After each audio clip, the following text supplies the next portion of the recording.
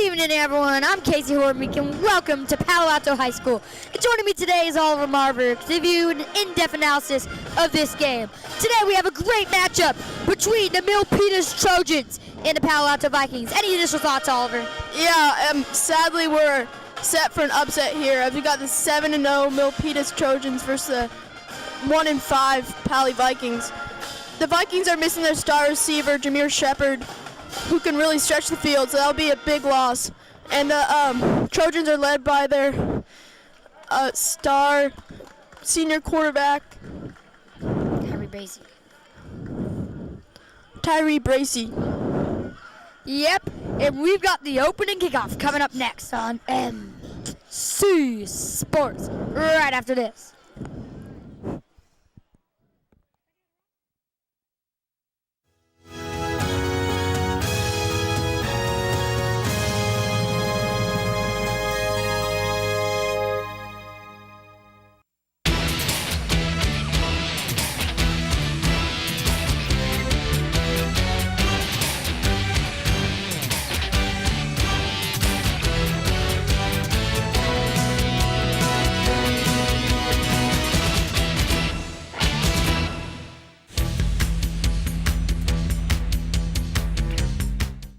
Welcome back, everybody. I'm Casey Hormick once again with Oliver Marburg. Once again, as Oliver said, it is Milpitas, who is 7-0 and 3-0 in league. And that is a really good record, obviously, as they're undefeated, taking on the 1-5 Palo Alto Vikings. So obviously not as good as the record. So if you look at the stats, this should be a big, big blowout. But you wouldn't be surprised. What do you say, Oliver? Yeah, I mean, upsets obviously happen all the time in sports, but it's just not a thing to occur in high school. Often. I don't think that's going to happen tonight. Paly, of course, coming off a 31-8 loss to Los Gatos last week, just getting blown out constantly every week, except for that one win against Homestead. And the story for Paly has really been Aiden Chang, the backup running back, filling in more than nicely for Paul Jackson III. And just as you say that, Oliver, Paul Jackson III is suited up and he's ready for the national anthem as we're about to get it here. But Paul Jackson is suited up, surprisingly, as he's back. So I'm excited to see Paul Jackson. First game calling him in my life. Yeah, definitely a big loss. As we stand for the national anthem. By the Palo Alto Viking Marching Pep Band.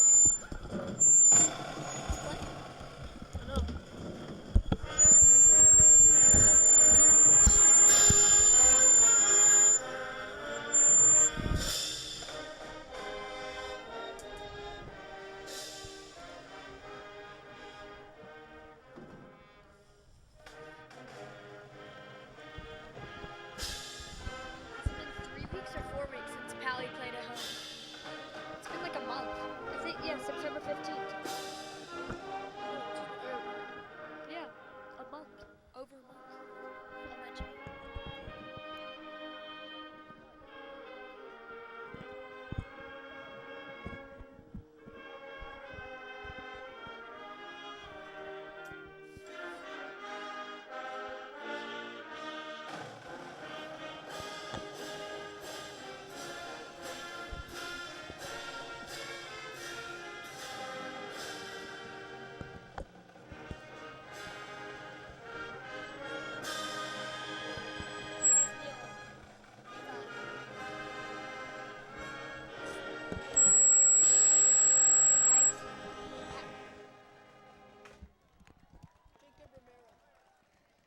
As we're back here with about 15 seconds till kickoff, as me and Oliver just realized during the anthem that Paly has not played here since September 15th, so over a month since the Vikings have been at home, and these fans are really just looking forward to something since it's been a really long time since they played at home. I've been waiting for a while to see this Vikings team, see if they're any better than last time we saw them versus Aragon, as we called that game. So this should be interesting. As they haven't played here in a while, they're just probably excited to get on their home turf. Yeah, they could get some of their home mojo back. It definitely provides something for the home team when you're playing in front of your home crowd. It gives you a little extra juice. Exactly. As the band electrifying as always, even more people joining the band today as they have JLS Middle School and Jordan Middle School joining them. So, should be a very packed band. hopefully electrifying crowd. As we're just ready to kick this game off. Vikings, as they say, won the toss, and they're going to receive this game. Just trying to go on offense first, not give up points, and they're just looking forward to a win. Against this great Milpitas team, a score on this first drive would be huge, and then Milpitas would be playing catch-up from then on. So always important to score if you're receiving first, as Paul Jackson is back to receive. The kicker for the Milpitas 7-0 roster is number 3, Mariano Robles, 6'3" senior, 175 pounds. He's having a great year. As Robles set the kicks off, as he just said, Jackson and Headley back to reserve, as Jameer will sit this game out from an injury. As the kick is off, Robles to kick. This one's going to be Jackson the third. And he'll take a knee in the end zone, and they'll start the ball on the 20-yard line. So the quarterback's going to be Kyle Mostavizadeh. Kyle Mostavizadeh, as Jackson Christ got injured on September 15th, as we just mentioned, versus Aragon, as we called that game. Mostavizadeh has been the quarterback since, and he showed flash of brilliancy, wouldn't you say? Yeah, since coming on against Aragon, his first pass from scrimmage was a touchdown to Jameer Shepard, who they're missing today. But I think just a second play of scrimmage ever, I think, on Varsity. It's crazy. Definitely provided a little spark for this Paly team. As the junior lines up under center, and there's flags up. It was someone jumped. The question is for defense or offense. Believes to be a false start, not what Paly wanted. What do you say? Yeah, I mean, getting a false start. Oh, wow, it was an offside. Even Paly didn't guess that because Paly was going backwards. Yeah, I don't know why they were going backwards there. I saw the referee signal against Milpitas, so that helps. Now it's the 1st and 5. So it'll be 1st and 5 as that helped them out. It's a little bit of a break. As Kyle Mostavizadeh set to take his real first play of scrimmage of the night. Mostavizadeh is going to hand this ball off to Jackson, or Aiden Chang, sorry. And Chang, I believe, got the first down. Or it should be in inches. It's interesting that Aiden Chang is starting this game now that Jackson III is back, but he's filled in, as I said earlier, so nicely for Paul Jackson III. I guess I'm not that surprised that he is starting. Yeah, as Jackson III waits on the sideline impatiently, as you guess, it's going to be 1st and 3. Or 1st and 3. 2nd and 3, sorry. As Mostavizadeh hands this ball off to Chang, and he'll get the first down. Yeah, not surprising play calls for Paly. 1st and 5, you just want to pound the rock here and get that 1st and 10. And we'll see how they mark it. And yes, they do mark it. They're moving the chains. Palo Alto first down. So it's 1st and 10 for the Vikings. Mostavizadeh under center. A little bit of an audible, wouldn't you say, what's going on right now? Yeah, he's communicating to his receivers, maybe calling a different play. Mostavizadeh is going to hand it off to Chang. Chang's tackled, I believe, for a loss of the same amount by Milpitas, number 7. Or believes to be number 17. Justin Ritter as a wide receiver cornerback. 6'2", 175 pounds. And he's mainly playing wide receiver this year. That's a rare tackle for him. Yeah, I saw a little burst of speed from Aiden Chang there, but then just got stopped by Ritter in the backfield. A gain of 1. So it's going to be 2nd and 9. Think they'll throw this ball? They've handed it off every single play as Jackson checks in. Yeah, I think they'll throw it here. And you're right, as Mostavizadeh throws it to, and Paul Fee is going to get a good 8 yards. We'll see how they mark it. Should be 3rd and short. Paul Fee is going to have to step up today without Jameer Shepard.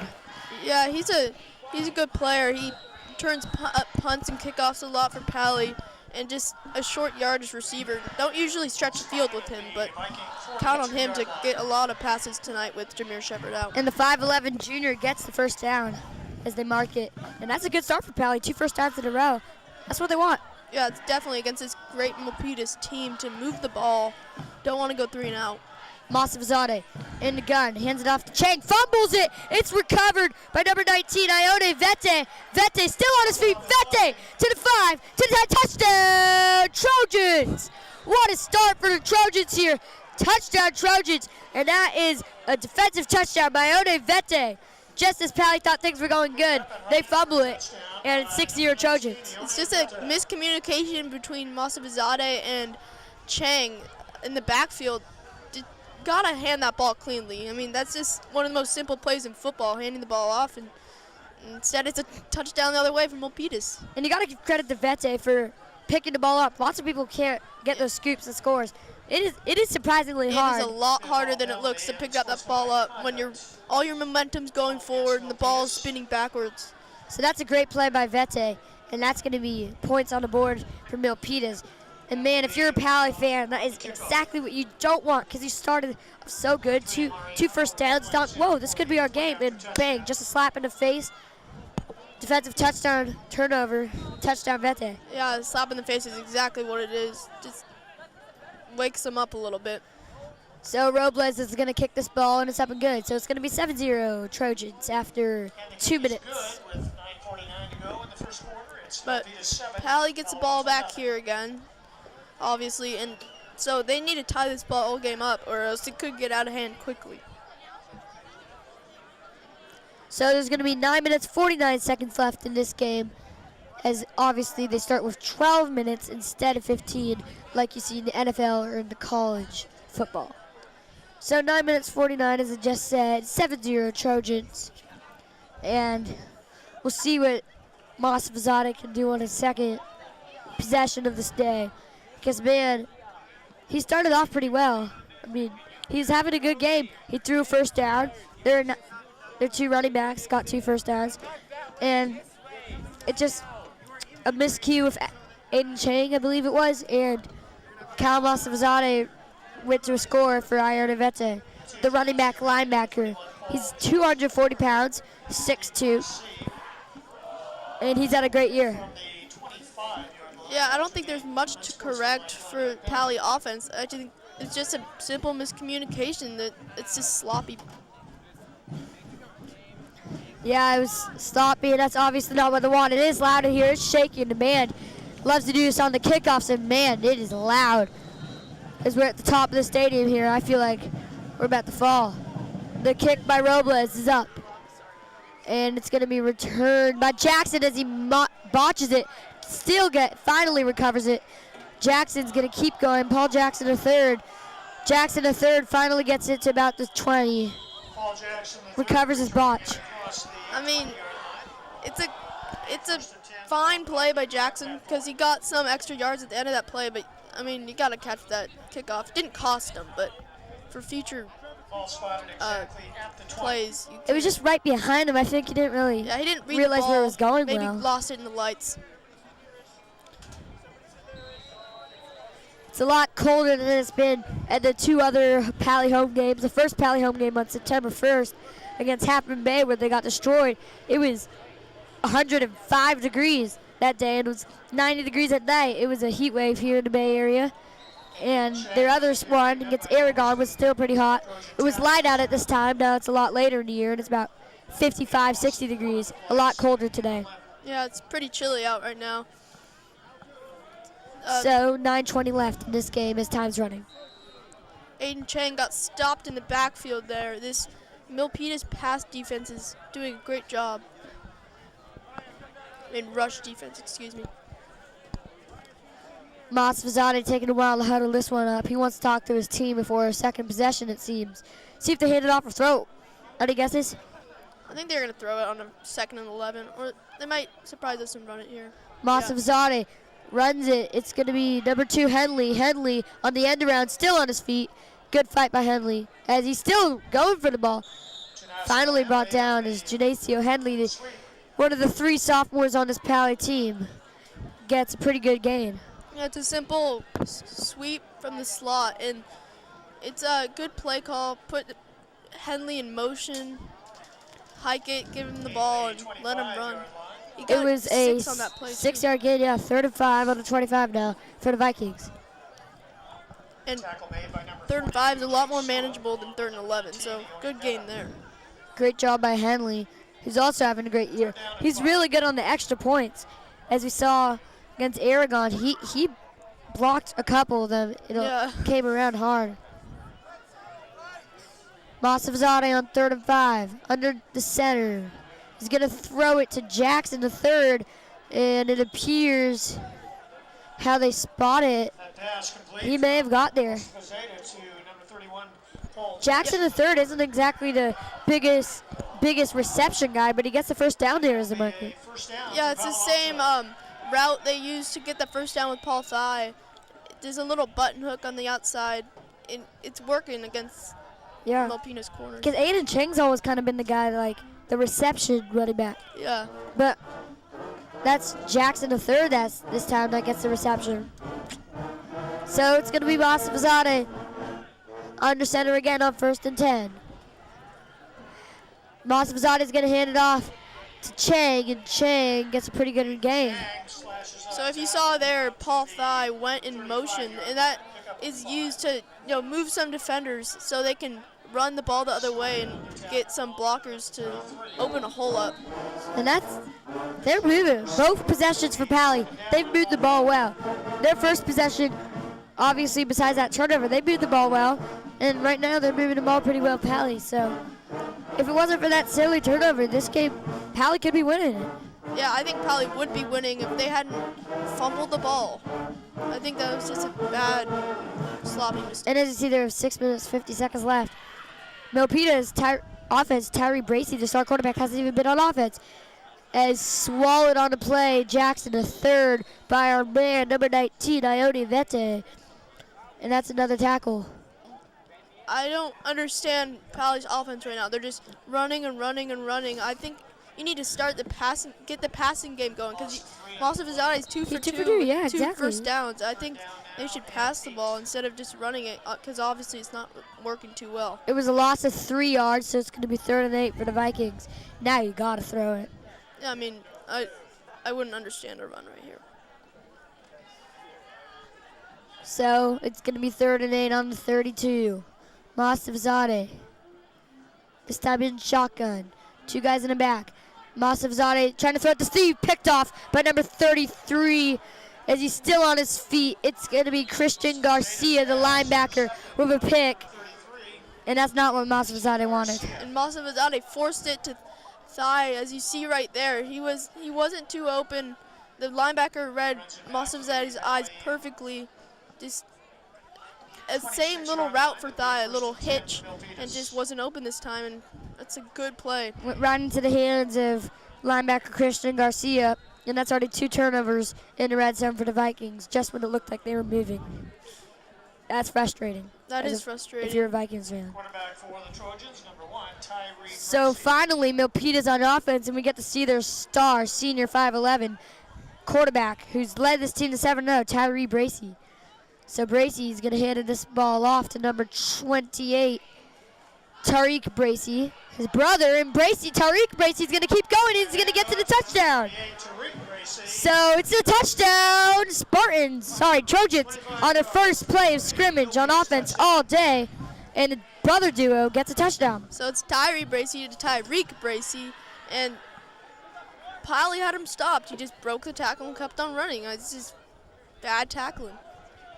Yeah, I looked down at my roster to see his name, thinking it would be a tackle, and then I looked back up, and I see him run into the end zone. I was shocked.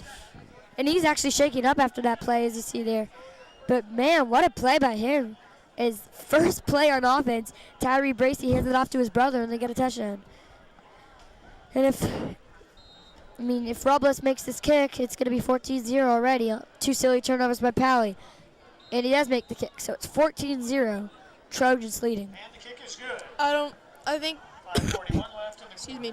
I think if you're Paly here, you need a touchdown. You need to score, no matter what. If you don't get a score, you punt the ball away or another turnover, it will most likely be 21-0, and you're just going to be left in the dust. As we see on the Paly bench right now, we got Jackson Christ in his uniform kind of looking up like he may be going into this game from some technical issues of Masavzadeh. As we saw, Christ is clear to play. He's not injured anymore. They're just playing Mosavizadeh because they think it's better for the team. They think flat out Mosavizadeh is better right now. So maybe Chris will go in this game just like we saw on the 15th of September. I mean, Mosavizadeh has been better than Chris. And I think you're right. That's why they've been playing him over Chris. But maybe Chris is going to warm up. It's actually really similar to the Stanford team where his brother plays, Keller Christ. And Keller Christ had the same issue, kind of got injured. Now he's back, and they're actually playing KJ Costello instead. Yeah, and Keller Christ last game actually played a bit of it. Just like Mosavizadeh, KJ Costello has done a great job filling in for Stanford. As the kick, Robles kicks it off. It's going to be recepted. I believe Henley. Yep, it's Henley, and Henley trips, and he's going to be brought down by number 5, Jacob Romero, the defensive back. Romero gets his first tackle of the game, the junior. It's good punt coverage by Milpitas, or sorry, kickoff coverage by Milpitas, and they swarmed Geneseo Henley there, nowhere to go. It's a great play by Henley. Sorry, not Henley. That's a great play by Romero, the junior, swarming him just like it's on a kickoff normally. So the Vikings going back on offense for the 3rd time. And they've obviously had way more plays on offense than the Trojans, as they're going to hand this one off to, I believe, Chang, and he'll get about 3 or 4. And both drives for the Vikings, they've been moving the ball and then a turnover, both times. And they can't turn the ball over here. They've got to get a score. And would you say Paul Jackson has something to prove this game? Because he hasn't had the best year at all. He had an amazing junior and sophomore year.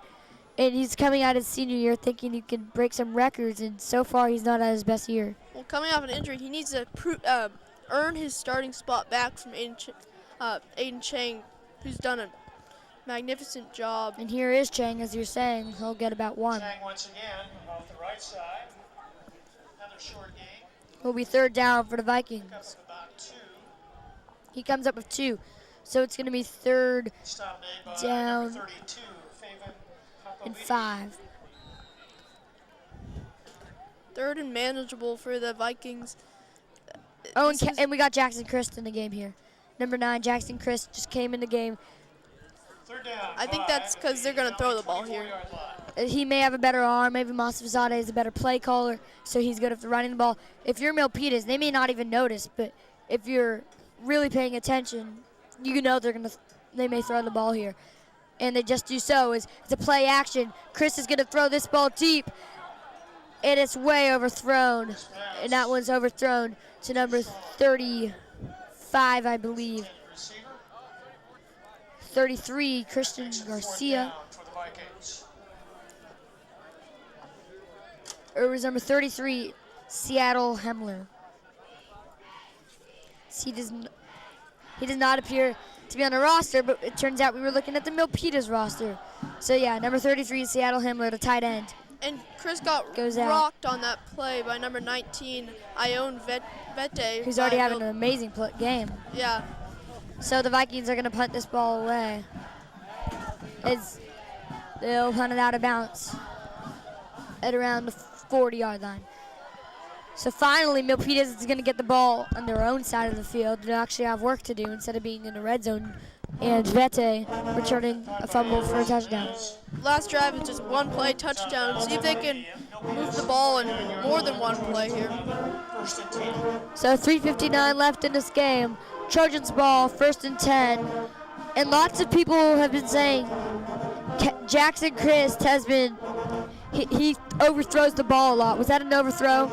Yeah, but I think the hit might have done something to interfere with that throw. Because, I mean, he got rocked on that play. That's not a good play to come into for the first time in a while and just get whacked. No, especially coming off an injury. Yeah. Not exactly going to help your confidence. But so yeah. Tyree Bracey's going to go into the game for just his 2nd play of scrimmage. As the band finally sits down so we can see, Bracey's going to hand it off to his brother again. His brother's going to go, and the 2nd play of scrimmage, guess what? He scores! Another great play by his brother, Tyreek Bracey! Touchdown, Trojans! What a play there, as it's just a second play of scrimmage for the Spartans, and that's 2 touchdowns. What a play. Yeah, Tyreek Bracey was very patient, waiting for his blockers to get out front, then exploded.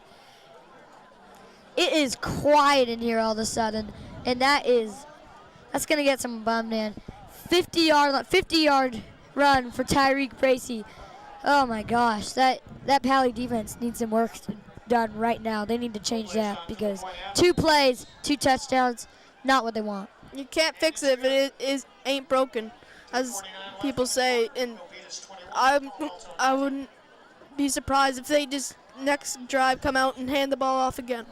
3:49 left in this quarter, as it's 21-0 already. Man, if you're Paly, you're just kind of broken inside after that. I mean, it's like you want another chance, but you kind of know what's going to happen if you have another chance and it continues like this. Because it's frustrating. Even watching this as a commentator, it's frustrating. Like, I mean, we want to watch a good game. The Vikings need to switch this. Obviously, Milpitas is 7-0 and 3rd in the Bay Area and 48th in California, which is amazing. But the Vikings need to be able to stop. But, I mean, it was an amazing run by Tyreek Bracey. His twin, Tyreek Bracey, does not have to do anything relying on Tyreek because all he does is hand it off to him. Tyreek goes yard. So, man.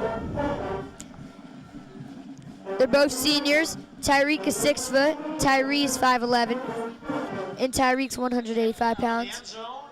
Sorry, 108 pounds, and Tyree's 180. So they're very, very similar in height and weight and in class. I have a feeling it's just going to go downhill for Paly. So I don't know what they're going to do here, but. And it felt like it was going like that last game versus Aragon when we called that game. It felt like that, and Jameer Shepard came out and scored, and it was a totally new ball game. They need something here, or else this game is not going to be good. As Chris throws it, and it's swatted away by number 32, Favid Papalai, the senior linebacker. The linebackers are playing a great game for the Milpitas Trojans. Yeah, they're blitzing, they're dropping back in coverage, doing anything to disrupt this pass game. Just doing a great job, these linebackers from Milpitas. As Masa Fazade now watching this game on the bench, as we have 3:45 left. Yeah, still a chunk of time left in this first quarter. It's already 21-0. Masa Fazade and Chris changed, obviously for technical reasons. As Chris, under center, is going to do a fake end around to Aiden Chang, and he absolutely just gets swallowed by number 32 again, Favim Papalali, and that is an absolute disrupt, and I don't know if I agree with that play call. Yeah, I mean, it's not the best play call when you're pushed back into your own territory. It's lots of 4 yards there. I mean, maybe a real end around would work because we saw in the first drive, I think it was, then the end around at Henley, and it totally worked. It got him 6 yards, so why don't they do that? And we'll see if Chris can use his arm here and get the Vikings a first down because, man, they're going to need that right here. Chris is going to throw it. He throws it this time, and nothing, and he fumbles the ball, but he was down. It seemed, and it looks to be the person that was receptive that pass was number 10, Wes Walters.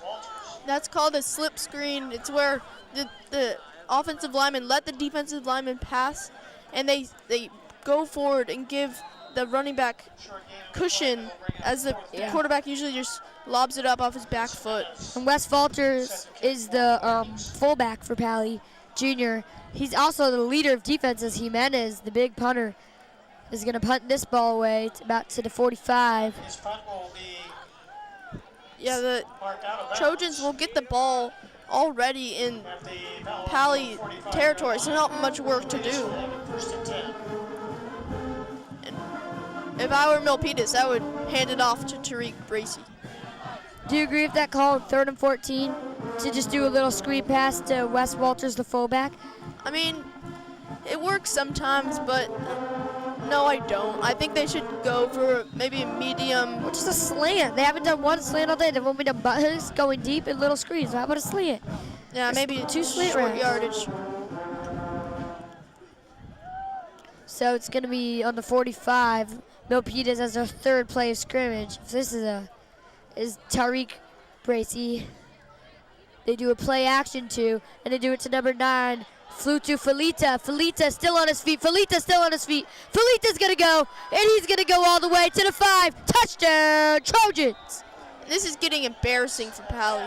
Every single play, first play of the drive is a touchdown. It just can't let this happen. You got to tackle him there, as you see. Nice move, but you gotta bring the man down. And if you tell someone that's not watching this game right now that Milpitas has had 3 plays on offense and the score is about to be 28-0, you got to be shocked. As Tuni Felita Fita, just the senior, he was 6'3", just gets a screen pass and goes all the way into the end zone. It's just not the way Paly wanted to start this first quarter, 28-0. And Robles kicks it in. And my problem is, why does Paly, when they have 3 plays on offense, can't tackle them? They haven't made a tackle all day. Just a tackle. I know, it seems very simple, and yet they're not able to execute. 3 plays from scrimmage for Milpitas, 3 touchdowns. And that is very frustrating if you're a Vikings fan. And if we're not talking about Milpitas enough, because if you're a Trojans fan, you should be so happy because this team is going places. This team is good. When you have an offense like that and a defense like linebackers that can disrupt so well, like with players like Ione Vete and an offense players like Tariq Bracey and quarterbacks like Tyree Bracey, that team's going to go places. You'll see them postseason, and they're a good team. Their offense and defense are stellar. As it's 28-0 now. Mariano Robles is going to kick it for the 5th time all day.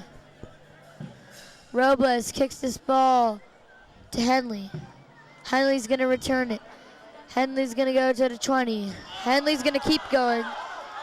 Henley's going to keep going. Henley's going to go to the 30. Henley's going to go to the 40.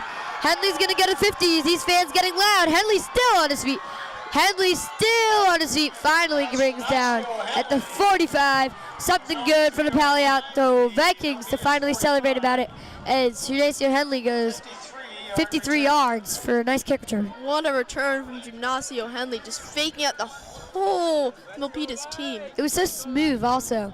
Maybe finally the Palo Alto Vikings can get a couple first downs, get a touchdown, or at least kick a field goal and get on the board. Yeah, he was going back, forth, side to side, everywhere. And if they rely on the field goal, that's because Junacio Henley. Because if they go to 4th down, they would have punted if Henley didn't get that kick return. So that's a big play by Henley. Definitely a lot of momentum. It's still Jackson Christ in the game for the Vikings. Even though they're down 28-0, still a lot of energy in the stadium. Christ is going to hand us off to Jackson III, and he's absolutely swatted. This time by number 32 again. I believe it was Fabian Papalelli. Down to the 41-yard line. It'll be 2nd down and 6. 1 minute, 30 seconds left. 2nd and 6 is a 4-yard gain by Jackson.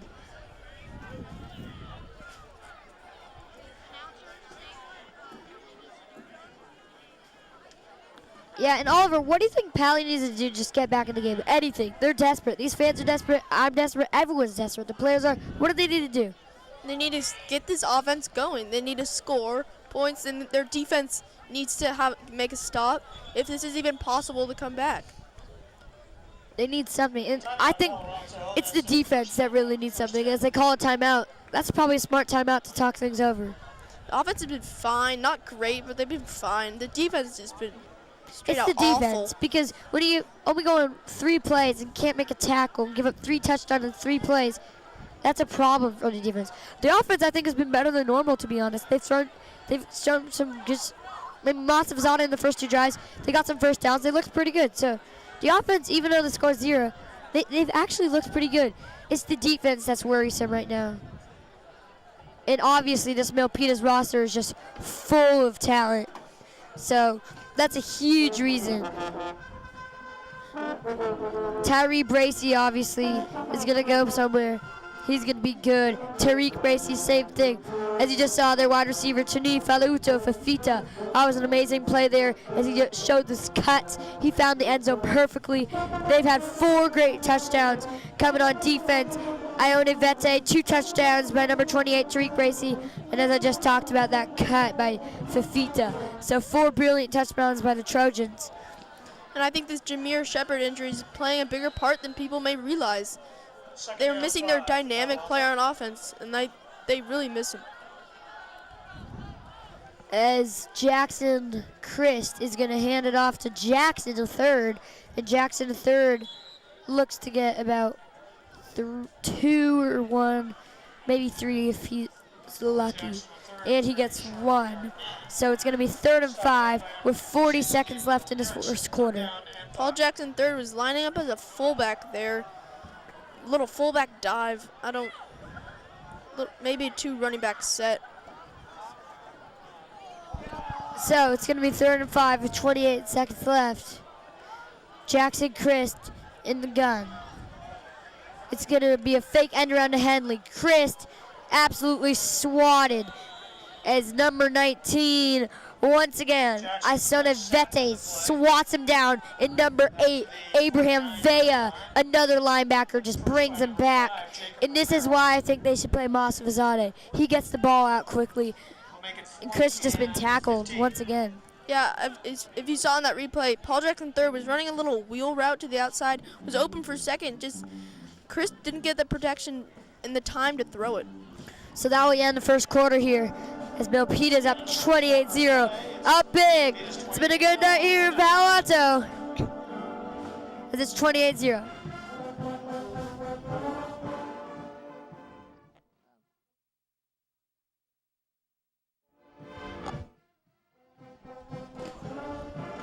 So it's 28-0 here as some score updates around sports and life. Pelicans up 62-53 over the Warriors just near halftime. And the MLB winner, if the Astros are up 3-0, that's going to be a game 7 there. In football, New Mexico State tied to Colorado State. Marshall had a big win tomorrow night. Obviously, yesterday in the NFL, the Raiders beat the Chiefs on a game-winning pass to Michael Crabtree. That was a good game. That was just a back and forth kind of game. A great drive by the Raiders to end it out. Nice catch by Michael Crabtree. And at the end, there's just so many penalties, so many more last plays.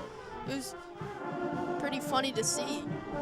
There'll be some good college football games tomorrow as we got game day, Penn State and Michigan. Also USC and Notre Dame should be a great game.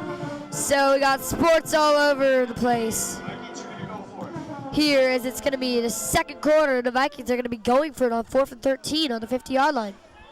And Chris is absolutely just sacked and swatted by number 8, Abraham Vea. And that's Abraham Vea's second sack in a row as he got a sack on 3rd down, and that's a sack on 4th down. Was that the right decision, Oliver, to go for it on 4th down? I mean, they need something to kickstart their offense. So in some ways, yes, in some ways, no, because they could have trusted their defense, which is a hard thing to do in this game, but so now Milpitas has their 4th play scrimmage, see if they get a touchdown. Maybe Paly can just get a tackle for once, just get a tackle on the 46-yard line. It's going to be the Milpitas Trojans. Milpitas Trojans just trying to keep this streak alive at 3 plays, 3 touchdowns. Tyree Bracey hands it off to the backup, number 5, Jacob Romero, and Jacob Romero is going to get a 1st down for the Milpitas Trojans. So Paly gets their first tackle of the game, but yet it was still a 1st down. And Dwayne Trahan tripped him up at the end of that play, so it's finally get their first tackle, but it's still a big yardage play. I think it's interesting that Paul Jackson is in. Paul Jackson is playing defensive back right now. Looks more like safety. It's pretty interesting. He's a pretty good safety. So it's going to be Milpitas in the shotgun. It's going to be Tyree Bracey. Tyree Bracey hands it off to Romero. Romero's going to keep going. He's going to get a first down. It's going to be first and goal. Anything basically is. Romero is just a junior. Bracey's a senior, so Romero is going to be a big part of this team next year when Bracey is graduated. Yeah, I think they've got the running back position sorted out. Yeah, and they have a great running game. It's Bracey in the back. It has two guys in the backfield, his brother Romero. We've barely seen Tyree Bracey throw the ball at all. We've only seen him once, and it was a touchdown as Bracey's going to hand it off to Romero again. Finally brought down and tackled by 16 and 35. Number 16 on Palo Alto, Bryant Jefferson, the D lineman. And number 33, Seattle Hemler, brings him down. Finally a run stop for Paly. It is 5-yard gain, so it'll be 2nd and 5 on the 12. Yeah, it was 5 yards, but it was still better than 15 yards and touchdowns and whatever they've been giving up. Yeah, as we got 10 minutes, 13 seconds left in the second quarter. Bracey, see if he'll throw the ball, but honestly, if I was a coach, I wouldn't. But he will, or he'll run it himself. Tyree Bracey brought down. Good play by Paly there as he's brought down by number 21, Chris Martinez, the junior. Yeah, Tyree Bracey is a dual threat quarterback, and do it with his arm and with his legs. Little play action rollout there. Didn't see anybody open, so decided to take it himself. And it would feel like a win if the Vikings hold them to a field goal here. That would feel like a win for the Vikings, wouldn't you think? Definitely a minor victory in the Vikings' mind. 9:35, as you see there, left in the second quarter. It's going to be 3rd down and 6 for the Vikings. Sorry, for the Trojans. So Milpitas going on the field. It's going to be Bracey in the backfield, and also Bracey is his brother. I think we got a timeout by Milpitas. Oh, Timeout. Palo Alto. Paly's second timeout of this half. So they'll talk this over on the 3rd and 6. It's the big play for the Vikings as they want to hold him so they can maybe do some damage on the other side of the ball before halftime. As the band loud never gives up. Even if they're down like they are now, if they're up, they'll stay, they'll keep playing. And that's what makes this Paly band so special. And there's so many of them also that makes them so special as we're surrounded by band here. And that fuels the team. When you're on the field, it just gives them the extra fight, gives them the extra energy, and I think that's big. So 3rd and 6 as the players get back on the field. Once again, the Bracey brothers in the backfield. See, what do you expect from the Bracey bros here? Pass or throw? I think they might run it here. But I wouldn't be surprised if they threw it either. Bracey hands it off to Bracey. Bracey to the end. Whoa! One word. They tricked me. That was 3 words, but touchdown. Wow, that tricked me so well. And it tricked the whole Paly team. And it was Bracey that ran it himself, and he got the touchdown. Did that trick you? Yeah, that definitely tricked me. I thought Tyreek Bracey had it, but Tyree Bracey had it. So technically I got the call right because I said Bracey with the touchdown. It's just the wrong Bracey brother. It's the wrong Bracey, yeah. It's a read option. Saw the defenders were biting on Tyreek Bracey, so just decided to take himself in for the touchdown, 30-4-0. And I mean, yeah, that's not a good play for Paly, but I can't really blame them. That got me, just as an announcer. That got me. It would have got me if I was on the field too. Yeah, I really like that play call by the Trojans. Read option there. And that's touchdown. It's going to be 35-0. As right now it's 34 before they attempt this extra point. There's a little bit of a delay right now. Not sure why. Is Robles usually automatic on these extra points, so it should be 35-0. We got 9 minutes, 13 left in this quarter.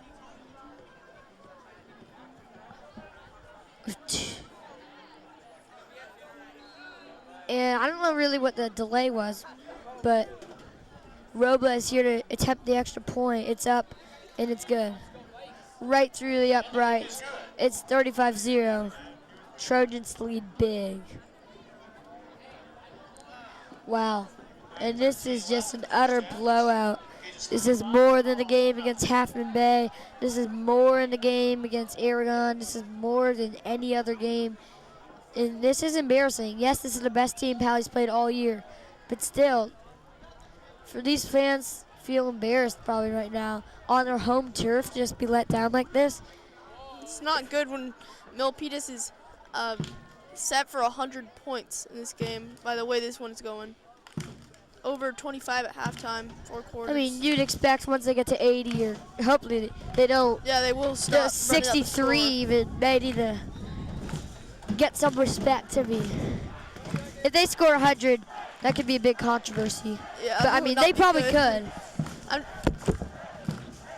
definitely on pace for 100 though. So Robles gonna kick another one.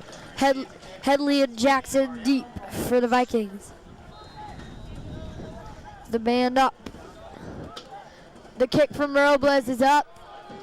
With a lot of spin on it. Jackson's gonna return this one. Fields it cleanly. Jackson the third still on his feet. Jackson the third takes it to about the 47, and they've had some nice kickoff returns today, the Vikings. Yeah, they're finding a lot of success on these kickoff returns. The blockers on these returns have been doing a great job. So he goes to about the 43, I believe.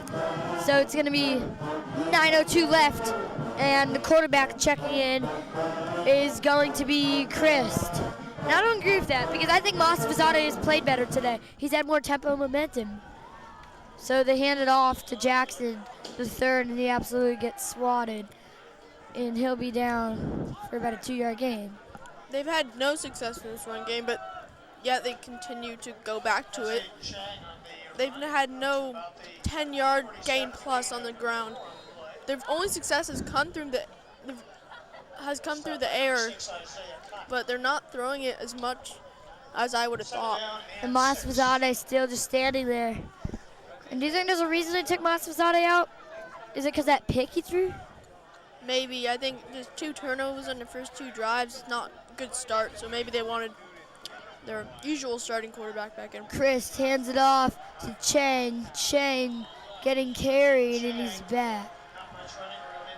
It's 3rd down now, and 4 or 5. It's going to be a gain of 1, so 3rd down and 5 for the Vikings.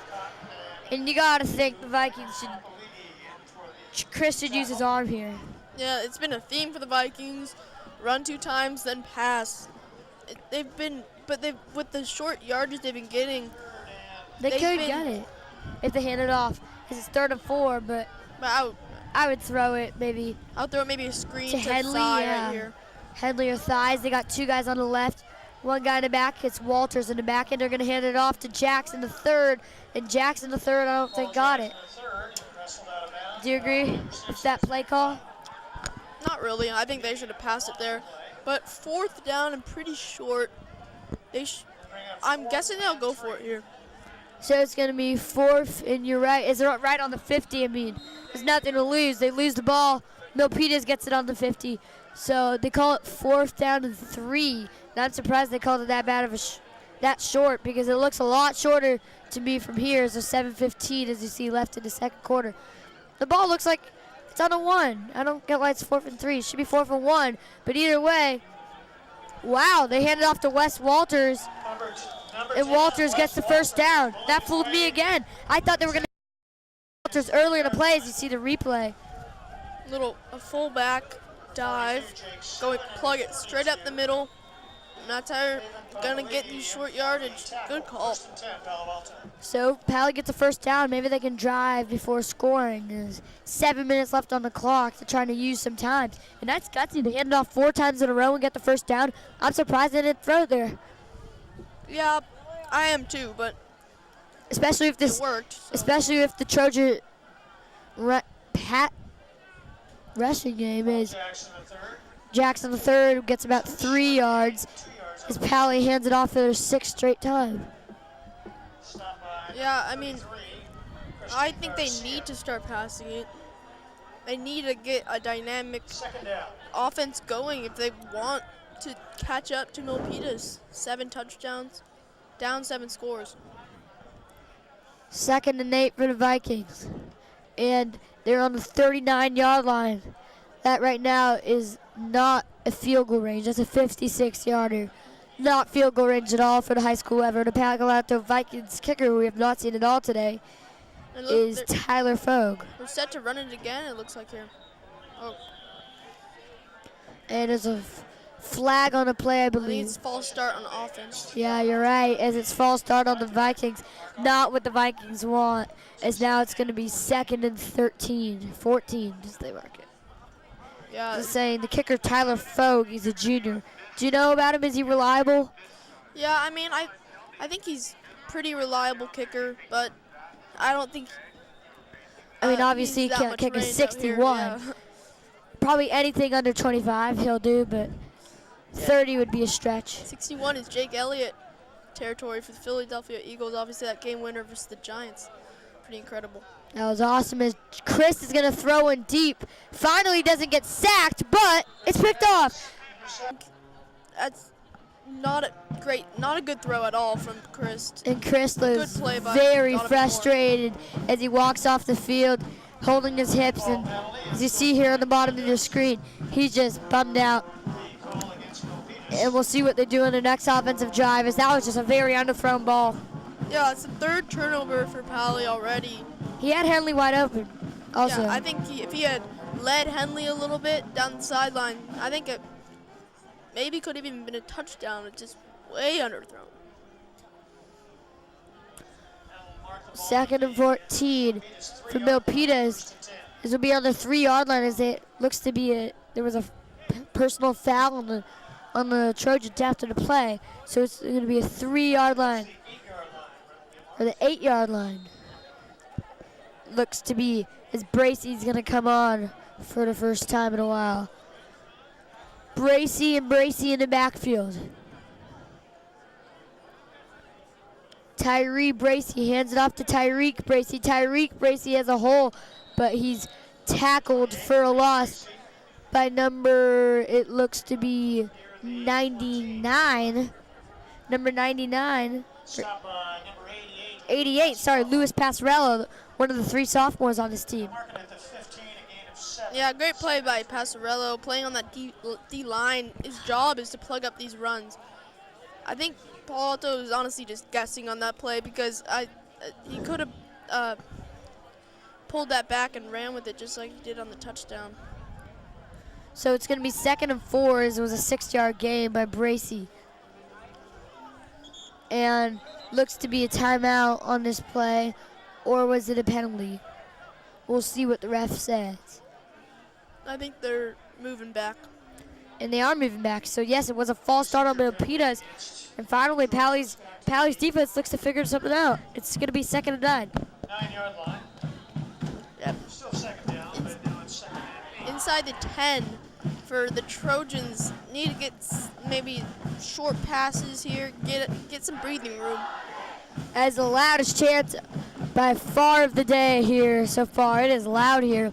Surprising that they're losing by 35 with 4 minutes left, but still loud as Bracy runs it again, and he's stopped. So the Vikings are going to get a 3 and out. No, sorry, it's 3rd down. Since the penalty will be 3rd and 7, I believe, as the Vikings are looking pretty good right now. You might disagree with me, but I do like that play call. Just a run when you're deep in your own territory is always a good thing. Especially when you're winning by 35. Yeah, and especially when you got a great running back in Tariq Bracy. Yeah, and it's working right now for the Vikings. I mean, we've only seen one pass play all day, and it was a touchdown to number 9, Fabila, and it's going to be 3rd and 8. That was a 1-yard gain.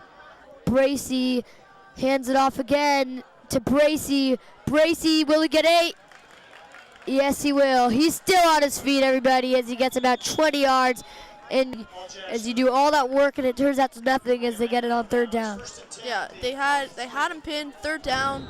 Just a simple run play, need to stop, but then it goes for a lot more than they would like. So 35-0, 3 minutes 57 seconds left in the 2nd quarter as the band goes to their feet. There's 43 seconds. Sorry, they're on the Paly 43. or their own 43. Bracy hands it off to Bracy. Bracy gives it to the defensive star, Vete. Vete gets a first down. That was a three-way rush, and I swear I saw Bracy give it to his brother, and then his brother gave it to Vete, the linebacker, who also is playing some running back today. Yeah, these these fake handoffs are really creating illusion for the eye. I keep on thinking they're handing it off, but then they're not, and then they're handing it off to another man. It's confusing. So it's kind of like an end around there to the star on defense, who's probably our MVP so far on defense. Ione Vete gets the first down, and he's having an amazing game. Yeah, great game on defensive end. And to be honest, I wonder if the Palo Alto Vikings on that first possession of the game got a touchdown there and Vete didn't get a fumble. Would Paly be winning right now? That would be crazy because Vete really just changed the momentum around as Bracy's going to run it himself. Bracy gets the first down and more as he gets about 15. We'll come back to your question. No, I don't think they'll be winning, but I think it would be a lot closer than 7 scores. I think they would have scored on that drive, maybe at least 3. And that's why I think you should put Masavazade in, because Masavazade was showing some good signs that possession. All it was miscommunication between him and Chang, and we have not seen Chang in a really long time for the Vikings. We saw more Jackson on that last possession. Yeah, seemed to give the rock to him more.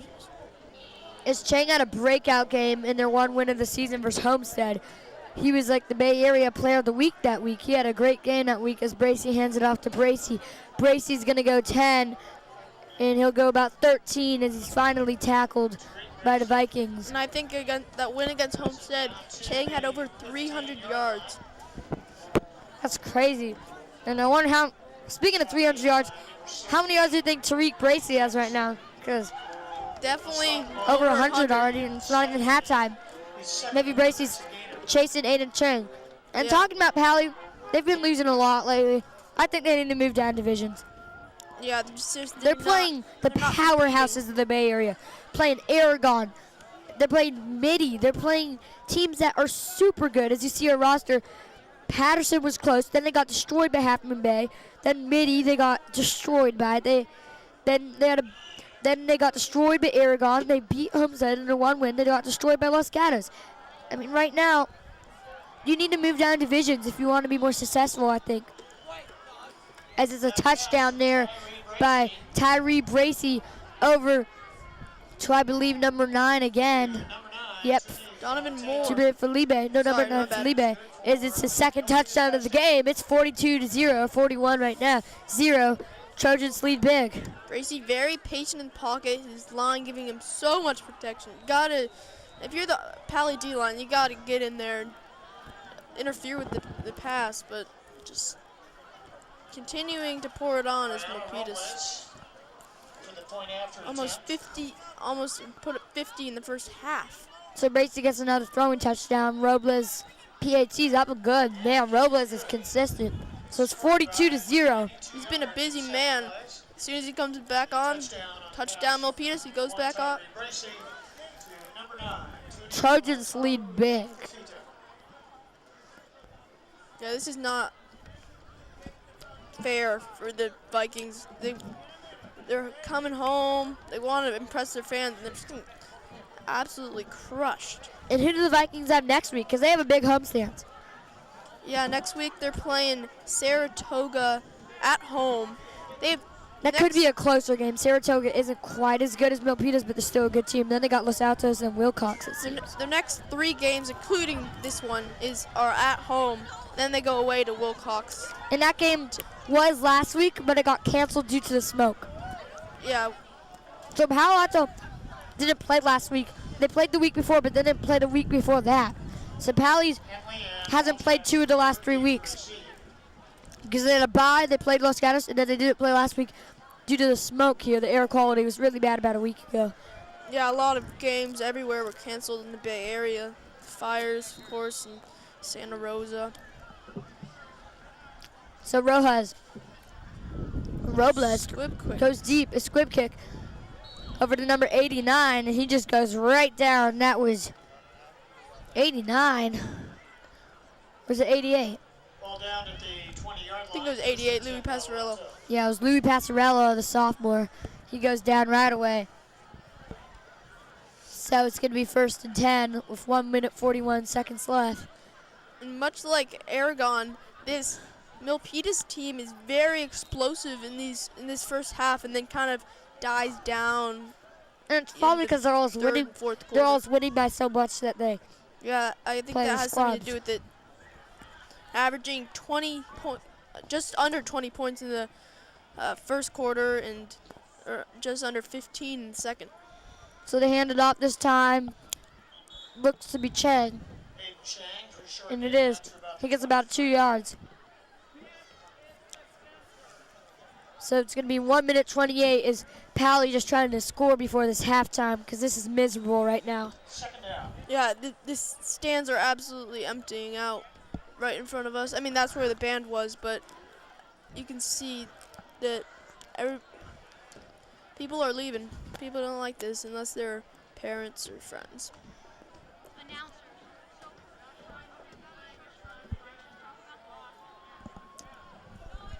A minute left. As the wind's really strong tonight, as you see the flag right there. This was about a 5-yard gain by Chang. It'll be about 33, but as we were saying, it's really windy right now. It's cold, it's windy. It's about the opposite as it was Paly's first home game of the year when it was just blazing hot, 90 degrees that night. A lot of different winds. It is windy, but yeah, it's cold already, but this wind adding a little extra chill. That may have an effect on these players, but football season is funny because it can go from super hot in the start of the year to even snowing, like as you see in the NFL all the time. Because it goes right smack in the middle of season, so it's changing. As Hail Mary. Chris on 3rd and 5 gives it to Thee, and 3 drops it right through his hands. Good coverage by number 22 on the Trojans, Ty Negrin, but that was a really good pass by Chris, don't you say? Yeah, it just went through Fee's hands. Ball placement was perfect by Chris, gave his receiver a chance to go back and get it. Just if you're D, you gotta catch that ball. It's your job as a wide receiver to catch the ball. If you can't do it, it's not gonna help your team out too much. So it's 4th and 5 as Jimenez looks to kick this ball away with only 9 seconds left till halftime. Jimenez gets the ball, boots this ball away, and that's a beautiful punt as it's 50 yards or 45 as it's going to be Tariq Bracey, the running back, to receive this. Bracey still on his feet. That's the end of the last play of the first half. Tariq Bracey on the last play of the first half. It's going to go and score a punt return for a touchdown. Touchdown, Trojans, as there's a flag on a play and an injured Viking. We'll see what they call it, but man, that is a great play by Tariq Bracey, and it looks they'll be bringing it back. Yeah, I think they're going to bring it back. I think a legal block in the back, something of that nature, maybe holding on Milpitas. As you told me once that 95% of the plays on 95% of the penalties on a punt return or kick return are on the receiving team, and it's true because it's very rare to see it on a punting team unless it's delay game or an offsides or something. Yeah, and it's either like roughing the kicker or roughing the punter, or a legal block in the back seems to be the call that occurs regularly. So no touchdown called as both teams go to the half. So the score at the end of the first half is the undefeated Milpitas Trojans 42 and the Palo Alto Vikings 0. Stay tuned. We will have our first half analysis along with the second half of play right after this on MC Sports. Thank you for tuning in.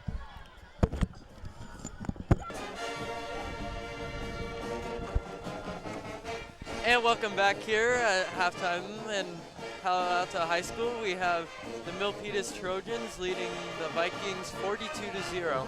I'm here with my colleagues Sine and Thayer. And Sine, what did you think about the Milpitas team in the first half? Well, I mean, so far it's just been the quarterback Tyree Bracey and the running back Tariq Bracey. The Bracey brothers are doing the dirty work there for the Milpitas offense. But you also have to give a lot of credit to this Milpitas defense. 2 turnovers in the early going in the first quarter, and then another one right to end the half, or near the end of the half rather. So both sides of defense and offense has done exceptionally well today. Yes, and then Palo Alto changing quarterbacks early in the game after a couple turnovers as Mustafilze was benched for Chris. What do you think about the move? Do you think it was too soon or was it needed? I mean, the 2 drives that he was on there, he got 2 turnovers, so it's always good to switch it up. But I mean, changing is not easy. The whole offensive game plan kind of changes around your quarterback. And with that, the O-line schemes change and everything changes around. So it takes a while to adjust, and I guess the score reflects the change for the Palo Alto Vikings. Definitely. And if Palo Alto wants to get back in this game, the number one thing they got to do is win the turnover battle, right? Yeah, I mean, 42-0 is no easy climb. It's definitely uphill climb there for Palo Alto, but Now look, they're not going to win this game, but they need to show some fight. Palo Alto is as 1-5 coming into this game, and they're going to drop to 1-6. So even though they are, the record's going to be the same at the end of the day, it's really going to give them confidence if they play well going into the next game. So that's really their goal at this point in the game, and we'll see if they can score some points here. Yeah, definitely. And just the turnover battle, it's just such a big thing, and you can't be giving up turnovers during the game. How important is that to really get momentum going at the beginning of the game? Yeah, turnover swings are absolutely the worst. It gives more momentum to your defense, and then, of course, going to the offense. And then also it breaks down your offense because you have to get out the field. And then on top of that, the opposing defense, for example, we saw at Paly, they eventually get tired because they're on the field so much. Turnovers play a big factor, and little factors end up reflecting on the score. Yeah, and I really think that, Palo Alto has what it takes to be a good team. But I don't know if they have the physical strength to. Just looking down at the field, I personally haven't even looked at the height and weight and all that. But just the other teams are so much bigger. They're faster and they're stronger. They just run over like Palo Alto like they're a piece of paper. I think another factor is also of course, the air quality last week. Paly did not play last week, and they're also well rested. And now the question is that are they too well rested or too rested? And that, of course, involves having some rustiness, and we saw that in the first quarter right away. Things were not smooth for this offense, and they just did not get it going early on, and I guess that hurt them the most. Yeah, and you can really see it. I agree with you about in the first quarter, but just really overall, they really haven't, just the fumbles and turnovers. That is costly for your team. So what they really need to work on is, ball control. They need to keep the ball, and also on defense. They need help on that too. I also have to give some credit to Milpitas, though. They played phenomenally well. They're 7-0 for a reason, and you got to give this coaching staff big credit. Coach Kelly King, he's done a phenomenal job for this Milpitas team. Yes, and just, and earlier in this broadcast we mentioned how, they are third in the Bay Area coming into this game. I mean, that is a feat. There are so many great teams around here, including De La Salle and some of the other ones, but it's just really impressive and an honor to be 7-0 and soon to be 8-0 after this game. Yeah, and sometimes, a game like this, Milpitas is coming in thinking they're 7-0, Palo Alto's 1-5. How important is it to not get too overly confident? Because soon, if you get too confident, it could turn into a trap game. Yeah, I really think the overconfident is really one of those things that people don't take, they don't think about it too much. You really got to understand, hey, you can't get too ahead of yourselves. You got to focus on the moment, see what happens. Paly won the toss at the beginning of the game and elected to receive, so now they'll be kicking off to Milpitas, and let's see what Milpitas tries to do here, up 42-0. Yes, and this is the kickoff for the second half, and here we go. I think, Milpitas, you have to look out for the Bracey brothers. They've been on fire today. I think they contributed to over half of the touchdowns for Milpitas. Yeah, definitely. So, let's see. right before the half, we had a punt return that ended up getting called back, but it went for a touchdown. Let's see if anything happens here. So, Paly Number ready to 18, kick. Walker Rosenthal to kick off. So let's. And the second half is underway as a kickoff here to in the back of the end zone, and Milpitas will get the ball Into the end zone. at the It'll be a 25. touchback. First and 10 for Milpitas at their own 20-yard line. You know, being Kellercrest's brother as a quarterback, I mean, you know, he hasn't having a great game tonight, but he obviously is talented. You know, if you're a player like him, are you really focusing on, you know, thinking, oh man, you know, I got to catch up with my brother, I got to be, you know, playing college football at a high level? Or are you just thinking, okay, I got to focus on high school now, and then I'll worry about that? Which one? I think, you know, the amount of high school players that I've talked to, they always take it game by game, and I think the coaches make sure they take it game by game. So to answer your question in other words is that they focus on high school a lot more because they know the steps, and I think the coaches preach that high school comes first. Handoffs to Jacob Romero, and he's got some yards. What a run by Jacob Romero to get Milpitas started here in the second half. And man, that's a great start there for Milpitas. You know, even though they're destroying Palo Alto, you know, just coming right out of the gate, and there you go, just easy yards. Well, number 65, the left tackle, is doing an absolutely phenomenal job blocking number 21, the cornerback, Chris Martinez, and he was trying to make the tackle, and 65 stepped right in. So blocking makes a big difference in this run game also. Right. Let's see Tyree Racy dual threat quarterback. Let's see how much they try to utilize his legs as they don't want any injuries.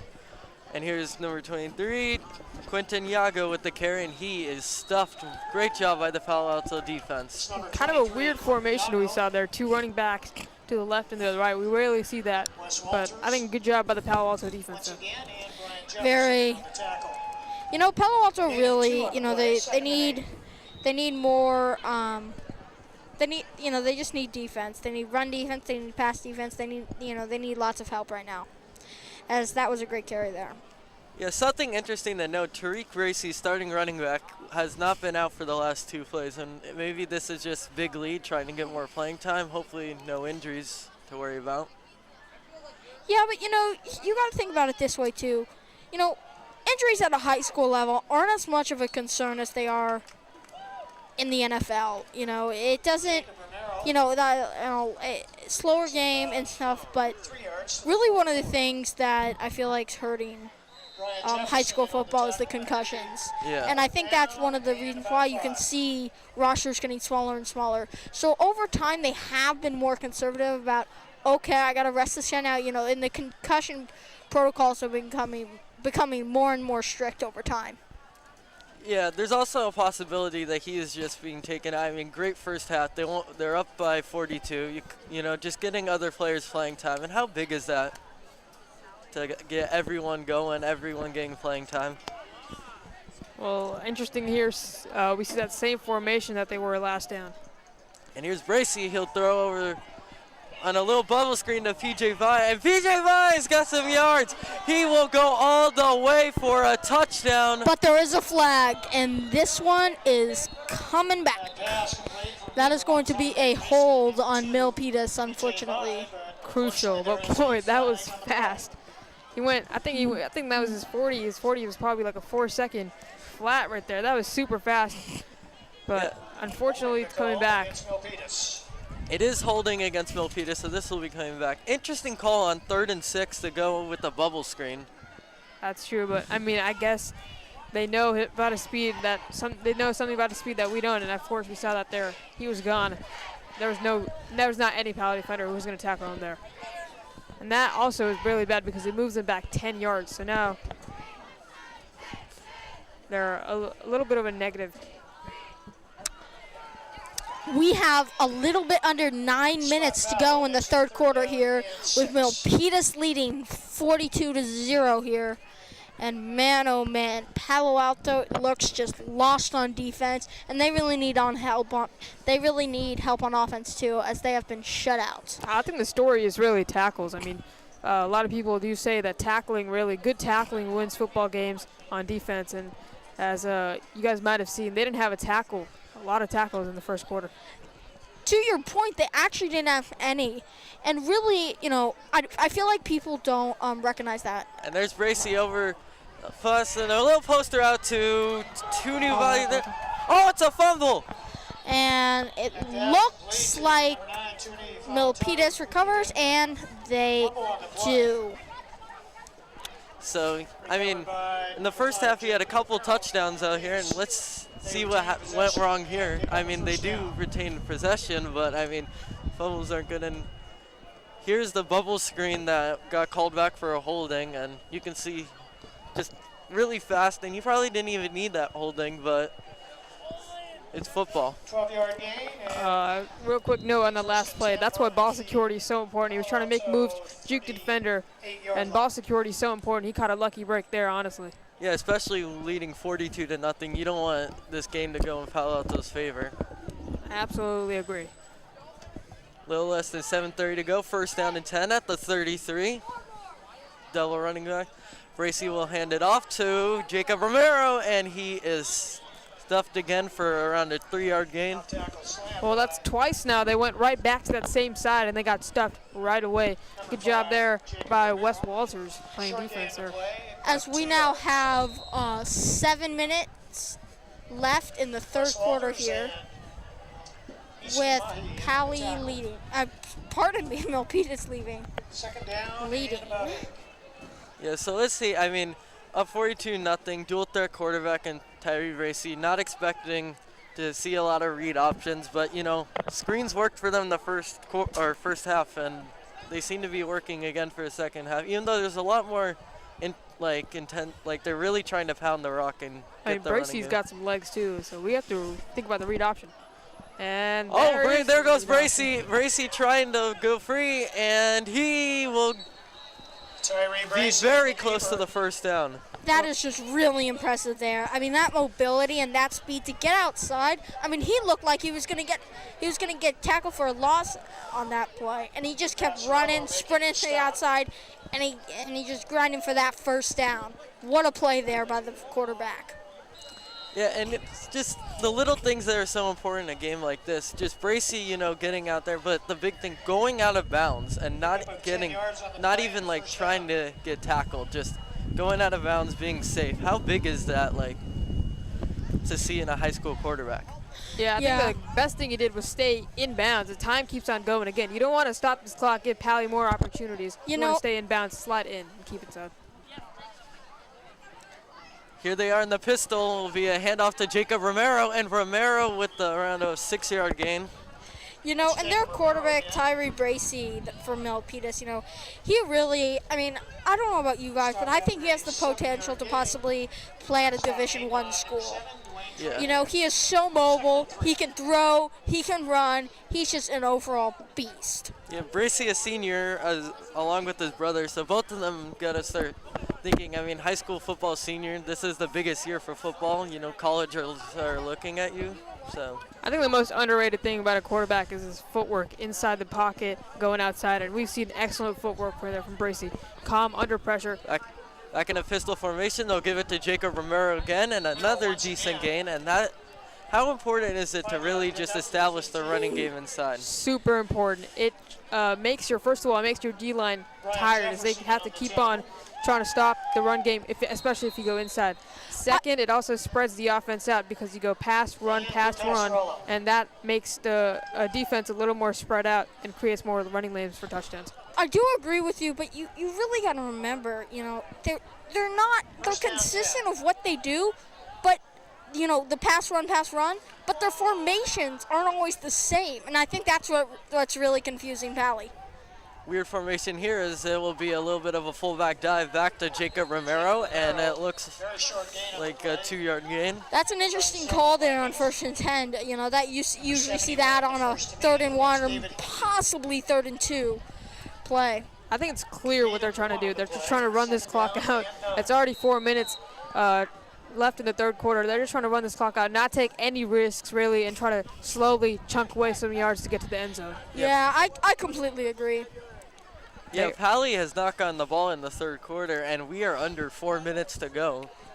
very great job on controlling the ball, letting the time go down. Yeah, these Right. Paly players are trying to stay warm on the sidelines. They're having race battles on the sideline.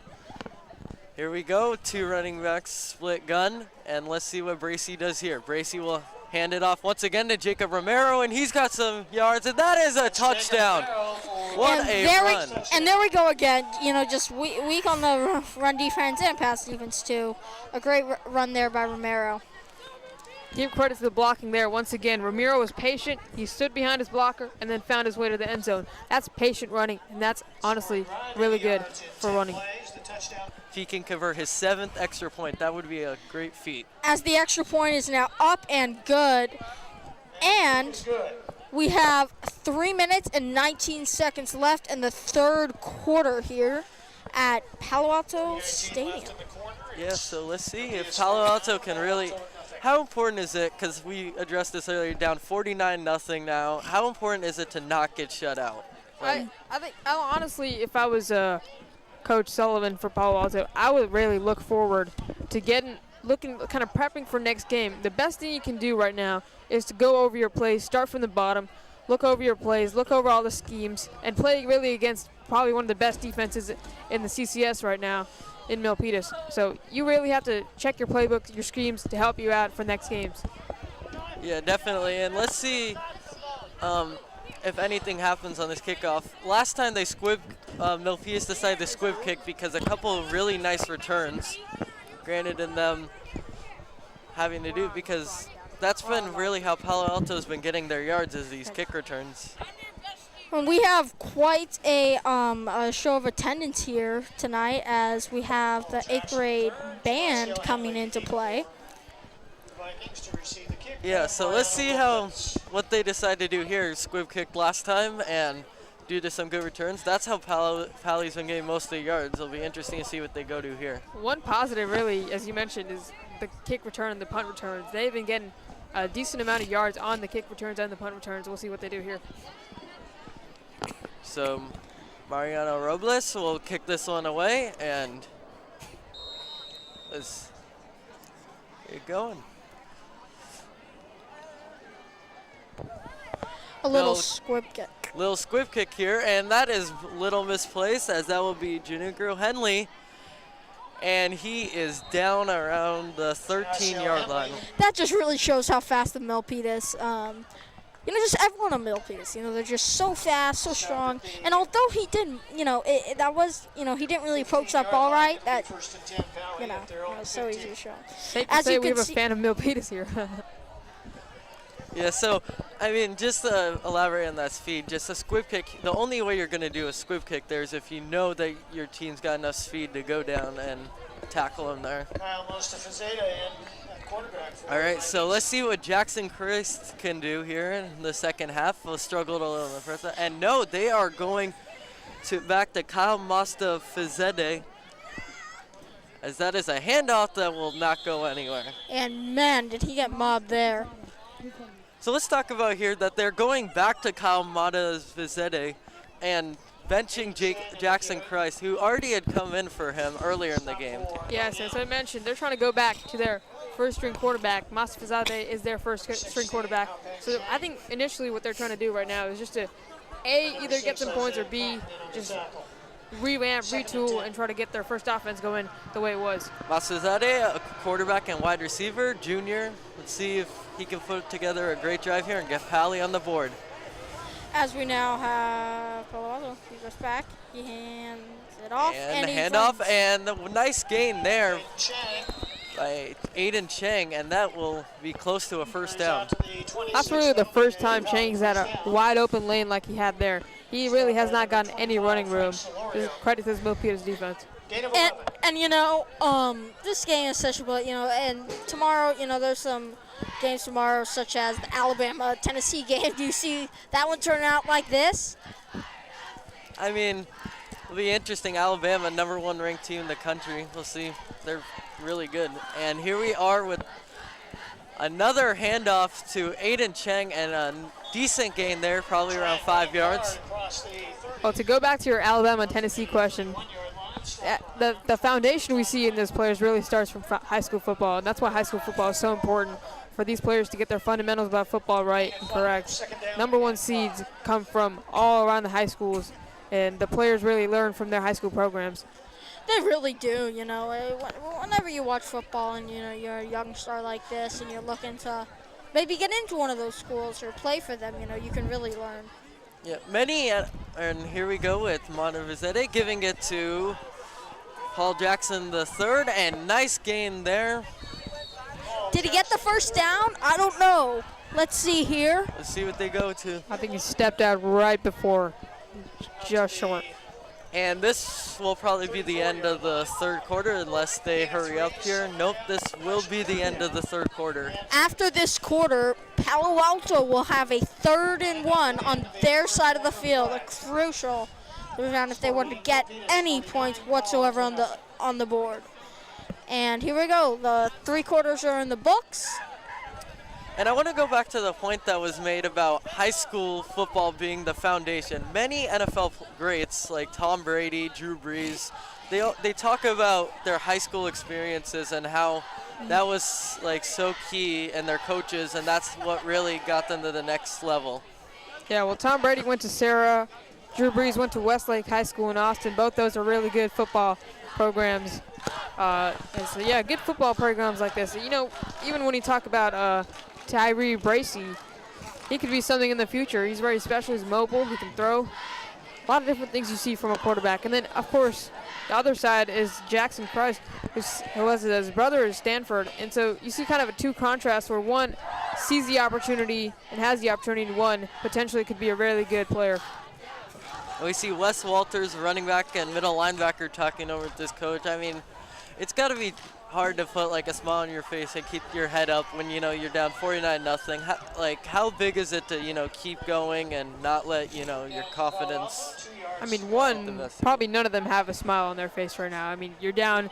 You have scored 0 points as the handoff goes to Paul Jackson III. But I have to say this, that Paly, the good thing about them is that, teams really don't like to play in shutouts like this because they know it's pointless.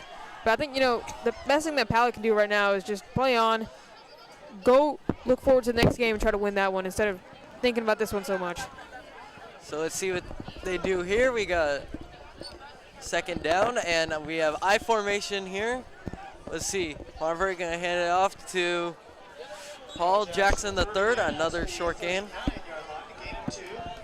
Well, Paul Jackson III is really an interesting player. He's kind of dynamic. He can play both as a receiver and a running back, and you always want that in your offense because you never know when a running back can go in the slot and catch some passes. That's always helpful. I mean, you look at the top running backs right now, David Johnson, Le'Veon Bell, they all receive, and they're dual threats. How important is it to have a running back that can catch? Well, one, it spreads the defense out. Once you know a running back can catch, that's always so deadly. Paly now has a 2nd and 8 with 10:40 left in the 4th quarter. 39-yard line, another I formation. It'll be a play action. Montevizete. And it's complete over. Pass complete. And a nice catch there by Paul C. Ty. And I mean, that's just the type of plays you want to see to get your confidence going. Well, play action, we haven't seen that at all today, I believe.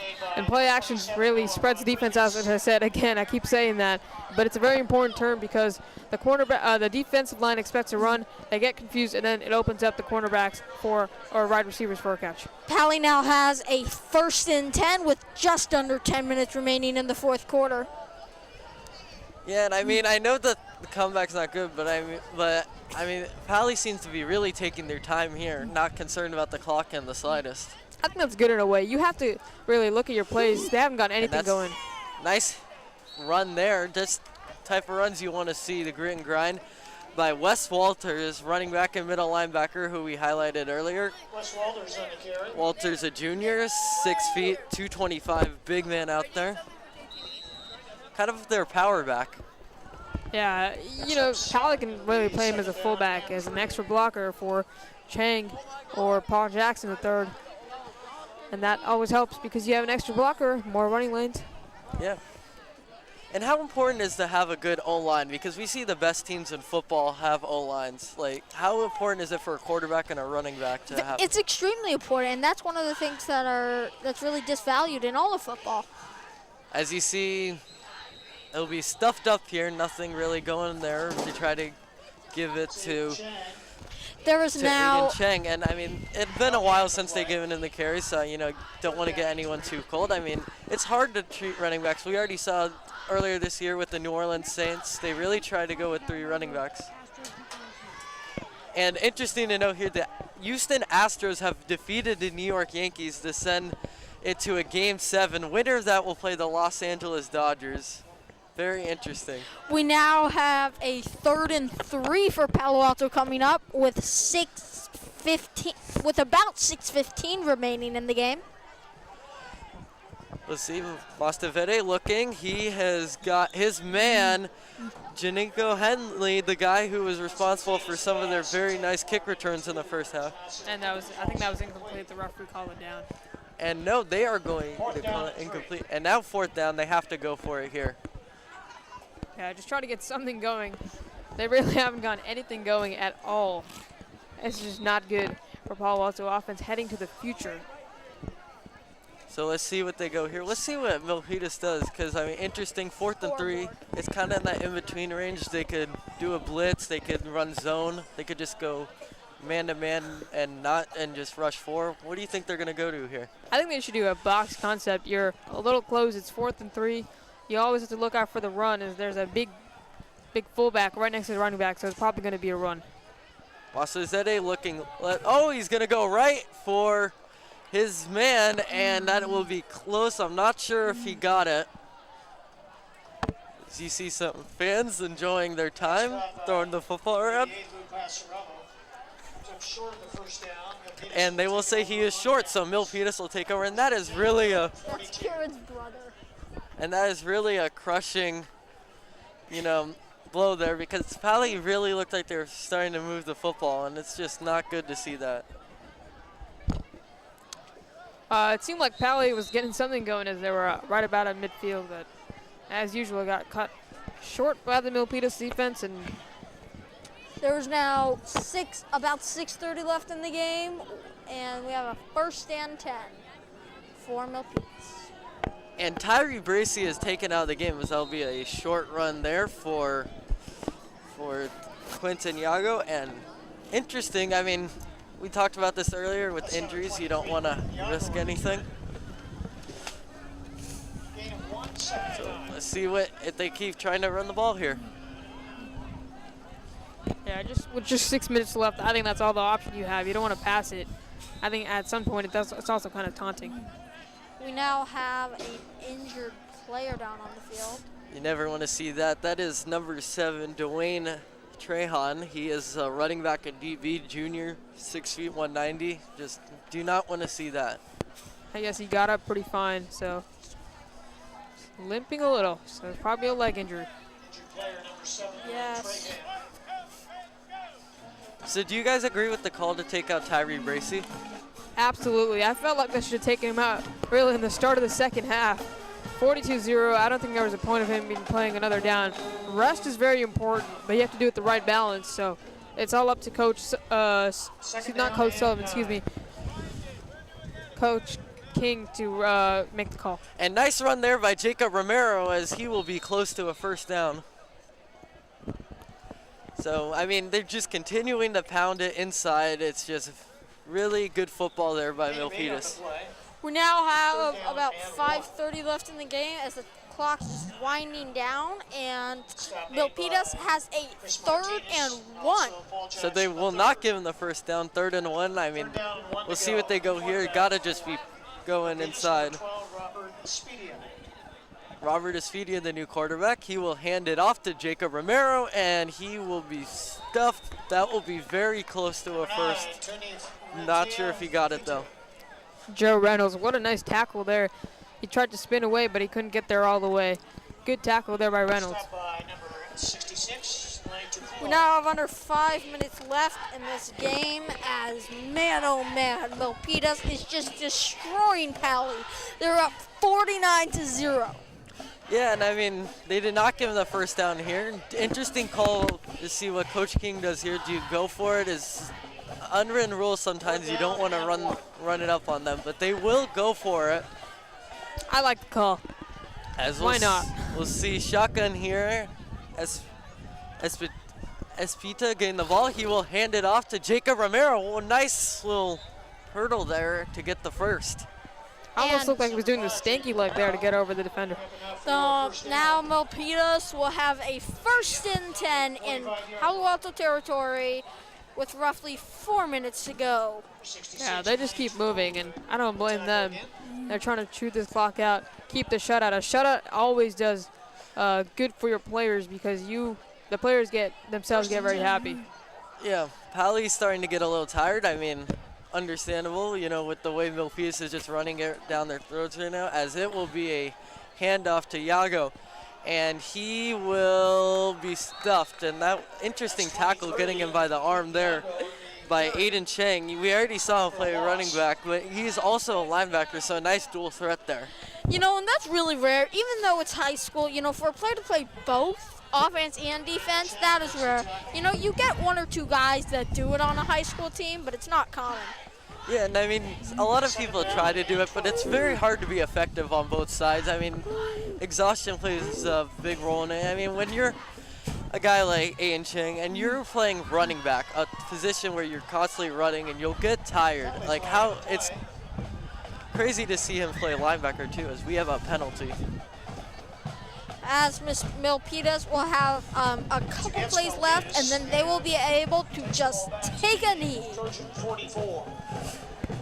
It will be that foul right there by Milpitas will leave us at a 1st and 22 at the 44-yard line, as that is a nice run by Jacob Romero. He will get almost all of the back. I mean, has that been a summary of the whole night? Running behind this O-line, charging through, powering through, making people miss. It's just been this running back, as you see the replay there. The running game has been the story. Oh, yes, it has. And Milpitas now has a 2nd and 5 with about 2:20 left in the 4th quarter. And they are just running the clock out now.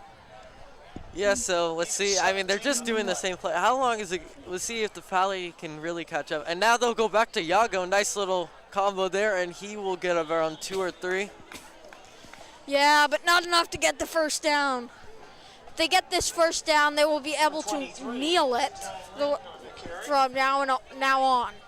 Remember, this is high school football, so there is no 2-minute warning. So the clock will keep going, around 1:45 to go on a 3rd and 1 at Paly's 36.